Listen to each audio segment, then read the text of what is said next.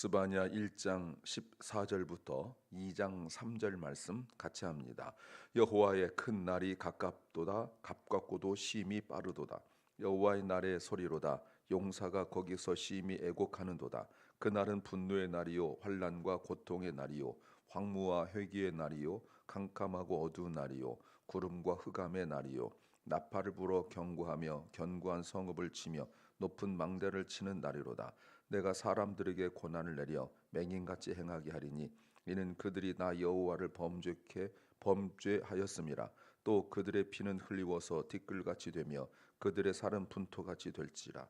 그들의 은과 금이 여호와의 분노의 날에 능히 그들을 건지지 못할 것이며 이 온 땅이 여호와의 질투의 불에 삼키우리니 이는 여호와가 이 땅 모든 거민을 멸절하되 놀랍게 멸절할 것임이라.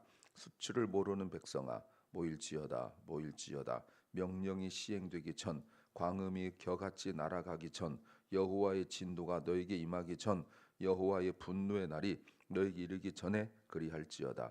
여호와의 규례를 지키는 세상의 모든 겸손한 자들아 너희는 여호와를 찾으며 공의와 겸손을 구하라. 너희가 혹시 여호와의 분노의 날에 숨김을 얻으리라. 아멘.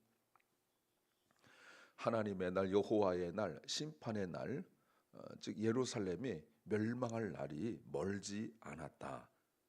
곧 가까워지는데 충격이 무엇이냐면 현실이 된다는 거예요. 그러면 내가 가진 것들 다 은과 금, 돈이죠.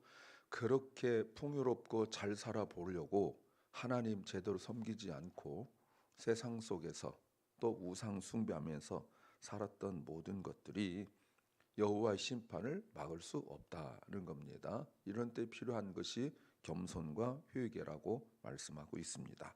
오늘 설교 제목은 이런 날이 올 줄 몰랐다고 후회하지 않아야 한다. 이런 날이 올 줄 몰랐다고 후회하지 않아야 한다. I must not regret saying I didn't know such a day would come. I must not regret saying I didn't know such a day would come. 항상 후회하는 사람들은 꼭 그 날이 되어지고 그 일을 겪으면 이런 날이 올 줄 몰랐다 또는 이럴 줄 몰랐다 뭐 이렇게 말하기도 하죠. 예전에도 제가 영화 이야기 한번 했지만 한국 영화에 그 이정재 배우가 그 일본의 앞잡이가 되었다가 또 나중에 해방되고 난 이후에는 또 뭐 경찰로 이렇게 지내서 높이 지내다가 결국 재판 받을 때에 그렇게 말합니다. 내가 나를 위해서 싸웠다 뭐 이런 말하고 그러죠. 또 어떤 사람은 말하기를 내가 이런 날이 올 줄 몰랐다, 해방이 올 줄 몰랐다, 그래서 변절했다. 이런 것이 생활 속에서만 있는 것이 아니라 주님의 심판의 날이 오면 그제서야 몰랐다 이렇게 할 거예요. 예수님께서도 말씀하시기를 노아 홍수가 있던 때에 홍수 나던 그날까지 먹고 마시고 시집가고 장가가고 사업하고 하는 일에 완전히 충실하게 살았지만 그들은 심판의 대상이 되고 말았습니다. 나중에 후회는 아무리 빨라도 늦기 때문에 우리가 후회하지 않는 인생을 살아야 됩니다. 어떤 것을 알아야 될까요? 첫째는 그 날이 오는 것이 빠르다. 그 날이 오는 것이 빠르다. That day comes quickly. That day comes quickly. 오늘 14절 말씀에 여호와의 날인데 여호와의 날도 아니고 큰 날입니다. 여러분 이거는 정말 조심해서 주의해서 봐야 될 말이죠. 여호와의 날이라고만 말해도 그것이 심판인 걸 압니다. 그런데 여호와의 큰 날이다라고 말하면 그 심판이 얼마나 큰지를 상상할 수가 없는 거예요. 여호와는 위대하다. 크신 여호와 할 때 그럴 수 있는 그 우리가 하나님을 상상할 수나 있습니까? 없잖아요. 근데 여호와의 심판의 날이 큰 날이다라고 말할 때 크다라는 것은 사람이 상상할 수 없는 그런 크다라는 의미인데 그것이 보세요. 가깝다. 그리고 가까울 뿐만 아니라 심히 빠르다. Coming quickly 날이라고 말하고 있어요. 여호와의 날이에요. 이 날이 무슨 날입니까? 여호와의 쓴 날이에요. 이 날은 여호와의 날이 소리가 들리는데 이 날은 쓴 날 마라의 날이다라고 말하고 있습니다. 이걸 모르니까 마음대로 사는 거예요. 세상 사람들 말하는 거 아니라고 제가 자꾸 이야기합니다. 신앙생활 하면서도 내가 기준이 되어지면 왜 그래요? 여호와의 날을 피할 방법이 없어요. 여호와의 날을 모르기 때문에 내가 기준이 되는 거예요. 내 감정이, 내 이익이, 내 형편이, 내 상황이, 그리고 언제나 모든 일에 내 마음이, 내 감정이 기준이 되어지면 결국은 여호와의 큰 날을 모르는 거예요. 가장 큰 특징이 무엇일까요? 마음대로 사는 사람이 나중에 겪게 되는 가장 큰 날이 무엇일까요? 두려움이죠. 두려움이에요. 하나님이 주시는 것은 두려움이 아니고 평안이죠. 근데 왜 이렇게 두려워요? 왜 이렇게 두렵습니까? 지금까지 하나님을 우습게 만만하게 생각했단 말이에요. 12절에서 보십시오. 12절에 말하기를 자기 마음속에 찢기같이 가라앉아서, 그 마음속에 중심에 무슨 생각이 있냐면 여호와는 복도 내리지 않고 화도 내리지 않는다라고 말하고 있어요.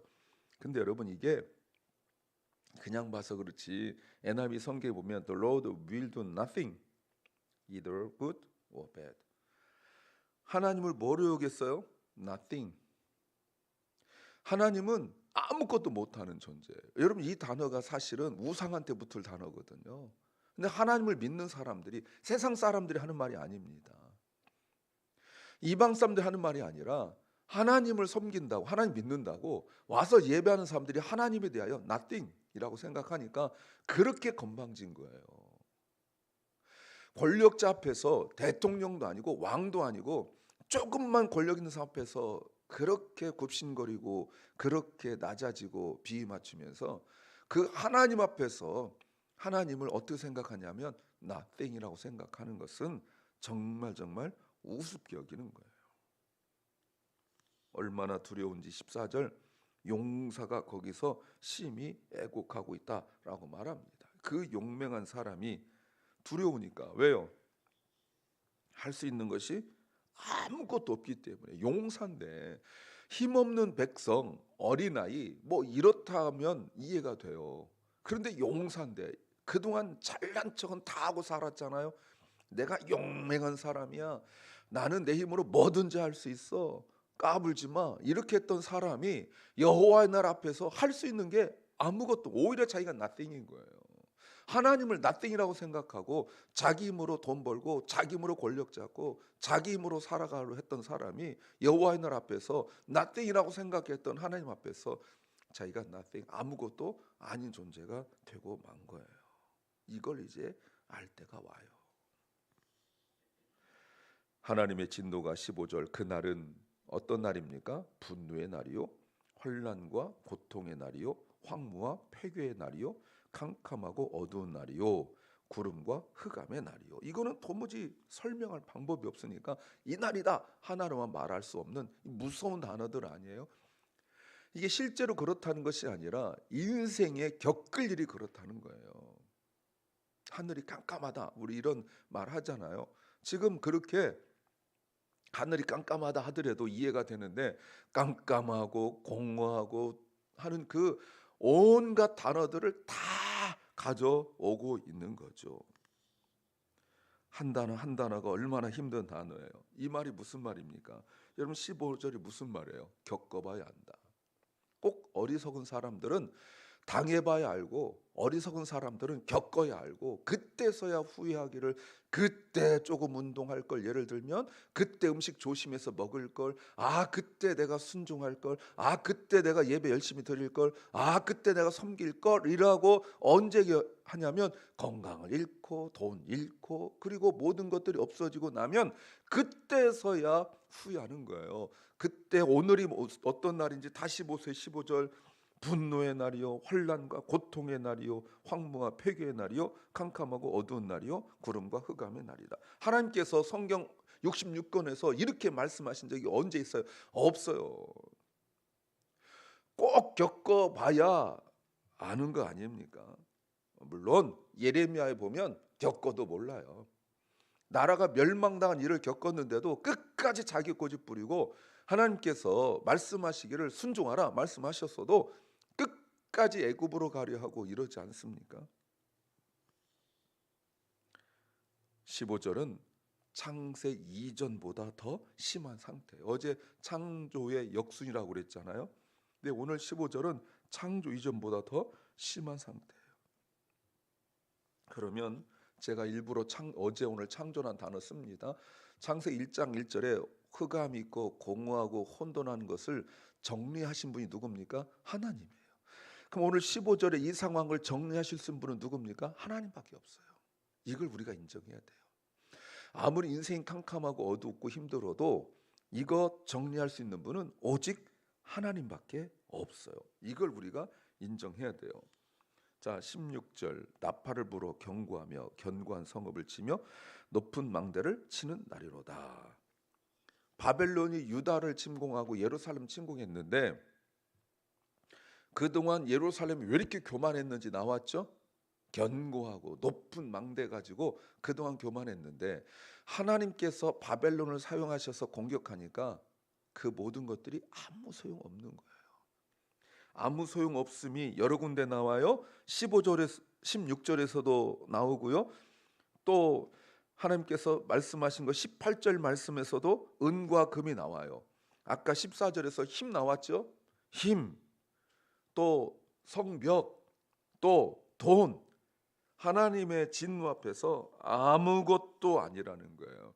하나님을 예배하되 이방인처럼 섬기던, 하나님을 모르고 섬기던 사람들이 겪을 일, 이런 날이 올 줄 몰랐죠.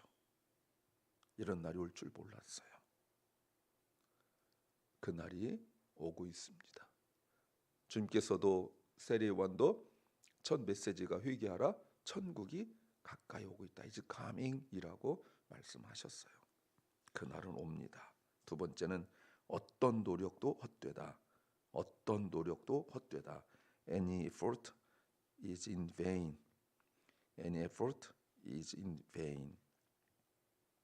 겪게 될 일 보십시오. 17절에 내가 사람들에게 고난을 내려 그 사람들이 맹인같이 행하게 되니. 왜요? 앞이 안 보이니까. 너무 깜깜하고 힘드니까, 너무 황당한 일이 확 덮치고 나니까 정신이 없는 거죠. 우리가 예레미야를 통하여 보셨잖아요. 어떤 일이 벌어졌죠? 바벨론이 예루살렘 멸망이 되니까 사람들이 어떻게 했다고요? 그 자리에 가만히 있었다고 그랬잖아요. 도망을 가야 되는데 갑자기 쳐들어오니까, 물론 갑자기는 아니죠. 그렇게 말씀하셨는데도 듣진 않다가 성벽이 무너지고 바벨론 군대가 확 들어오니까 도망가야 되잖아요. 근데 어떻게 했다고요? 가만히 있었다고. 다리가 얼어붙었어요. 이게 영화에만 나오는 거 아니에요. 다리가 얼어붙어 가지고 가만히 있는 거예요. 죽는데 도망을 가야 되는데 다리가 얼어붙어, 군인들 앞에서 다리가 얼어붙었으니까 그냥 죽는 거죠. 근데 보세요. 앞이 깜깜해졌다고요. 분명히 대낮이에요. 해가 떠 있어요. 그런데도 앞이 깜깜하니까 못 가는 거예요. 못 가는 거예요. 완전히 영적으로 앞이 깜깜하고 마음이 깜깜해졌어요. 18절 그들의 은과 금이 분노의 날에 능히 그들을 건지지 못해요. 이 온 땅 여호와의 질투의 불에 삼키게 돼요. 그러면 여호와께서 이 땅 모든 거민을 멸절하게 돼, 사람들이 놀랄 정도로 멸절하게 되는데, 그들이 겪을 일을 17절 하반절이죠. 그들이 여호와께 범죄했는데 그들의 피는 흘리워서 티끌같이 되고 그들의 살은 분토같이 되리라. 이거는 무슨 말입니까? 이스라엘 백성들에게 가장 비참한 일이 뭐예요? 땅에 묻히지 못하는 거죠. 가장 비참한 것이 죽는 게 비참한 것이 아니라 죽어서 무덤에 묻히지 못하는 게 가장 비참한 일이에요. 그런데 너무 시체가 많으니까 이들을 묻어줄 수가 없고 또 묻어줄 수 있는 사람도 없어요. 둘 중에 하나거든요. 죽든지 잡혀가든지 둘 중에 하나예요.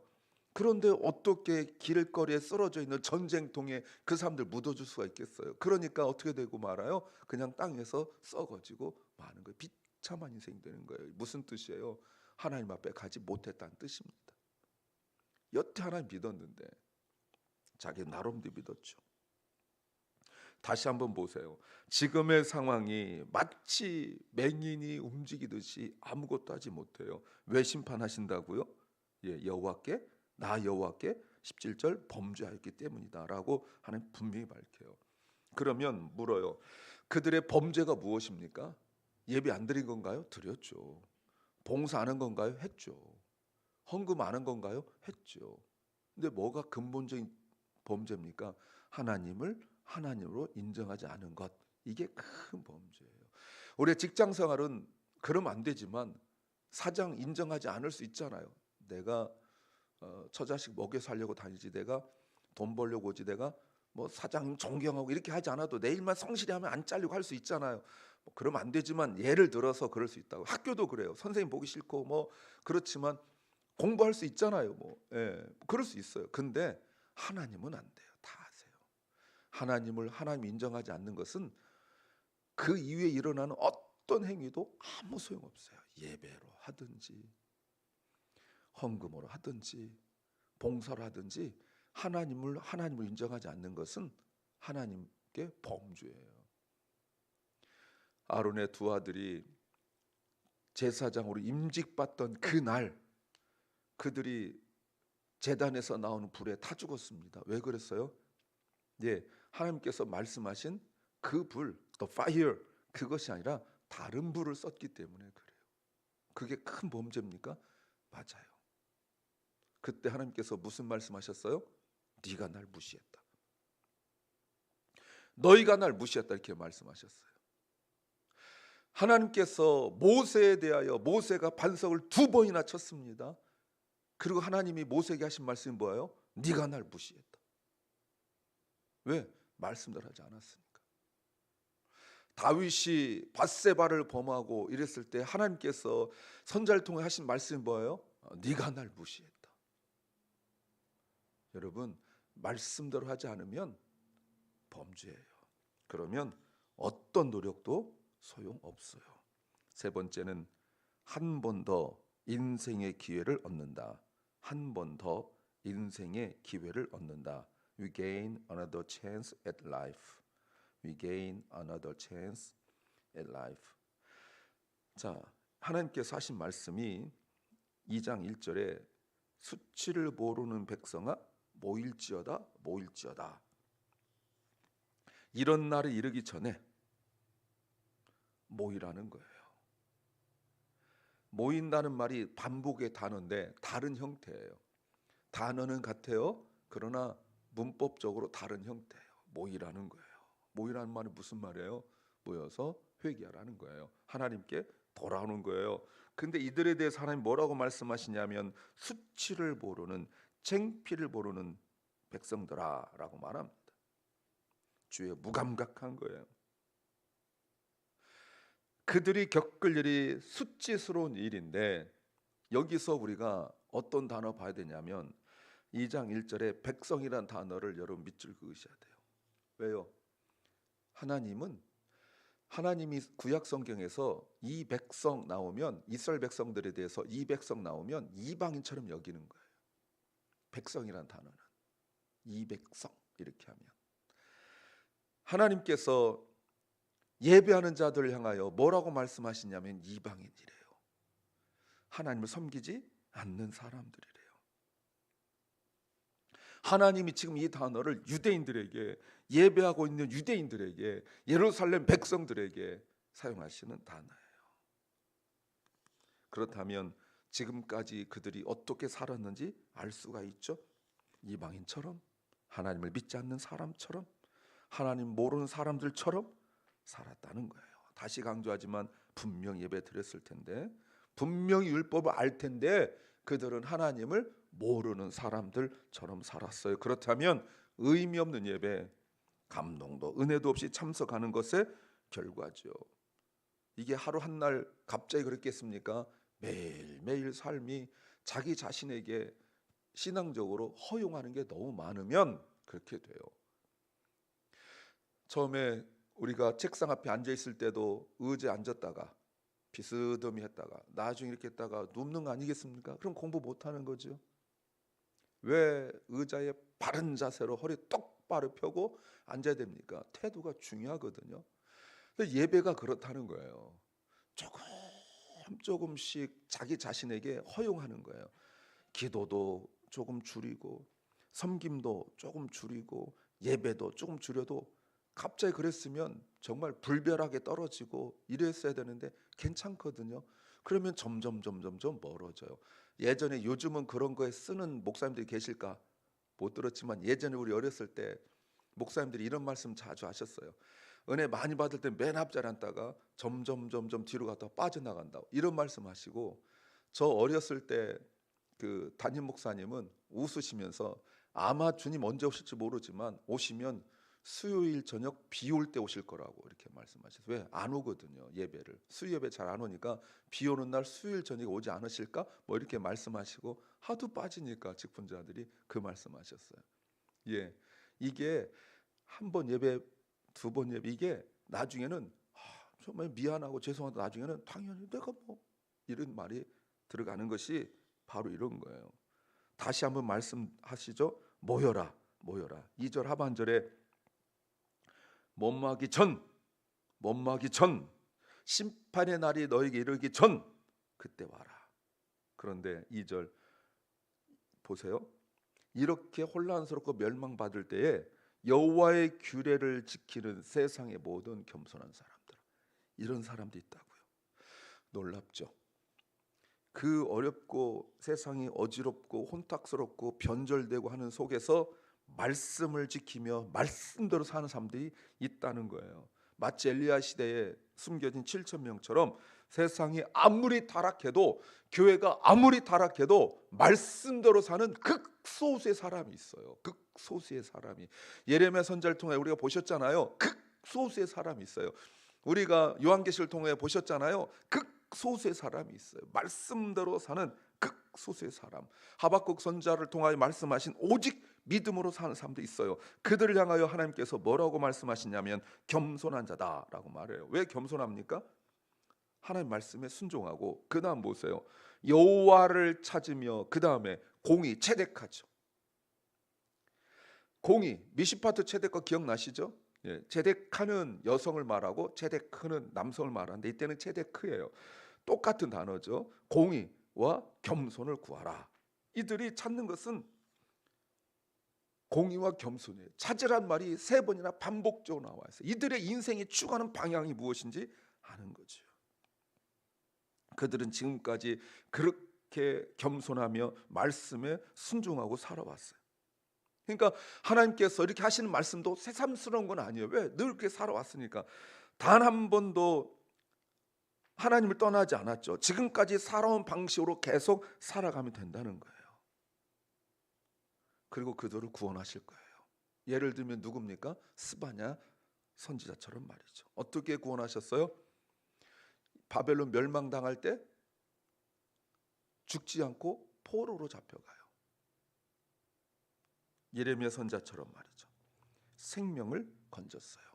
스스로 생명을 건진 것이 아니라 하나님께서는 누가 바른 예배를 드리고 하나님을 인정하면서 신앙생활 했는지 알기 때문에 하나님께서 하나 골라서 살리셨다 이런 뜻이에요. 하나님 다 아시거든요.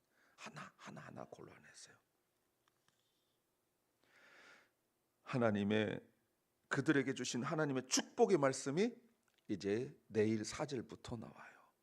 이런 날이 올 줄 몰랐다고 후회하지 말고 오늘 성실하게 신실하게 하나님을 하나님으로 인정하시길 바랍니다. 기도합니다.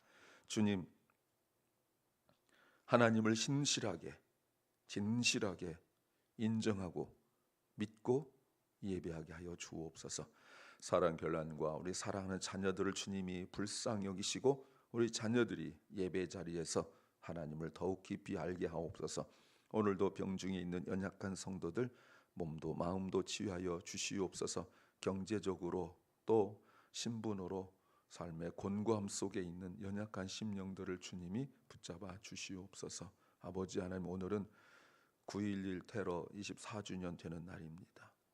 아버지, 잘못된 판단과 어리석은 결정으로 수많은 사람들이 고통과 아픔을 겪고 있으며 또 무고한 생명들이 세상을 떠나게 된 그날입니다. 아버지 하나님, 사상이, 저들의 어리석은 판단이 얼마나 많은 고통을 주었는지 우리가 깨닫는 날입니다. 주님, 오늘도 우리가 바른 판단, 바른 생각, 바른 결정하여서 하나님 기뻐하시는 삶을 살게 하여 주시옵소서. 예수님 이름으로 기도하옵나이다. 아멘. 하늘에 계신 우리 아버지여, 이름이 거룩히 여김을 받으시오며 나라 임하옵시며 뜻이 하늘에서 이룬 것 같이 땅에서도 이루어지이다. 오늘날 우리에게 일용할 양식을 주옵시고 우리가 우리에게 죄 지은 자를 사하여 준 것 같이 우리 죄를 사하여 주옵시고 우리를 시험에 들게 하지 마옵시고 다만 악에서 구하옵소서. 대개 나라와 권세와 영광이 아버지께 영원히 싸움나이다. 아멘.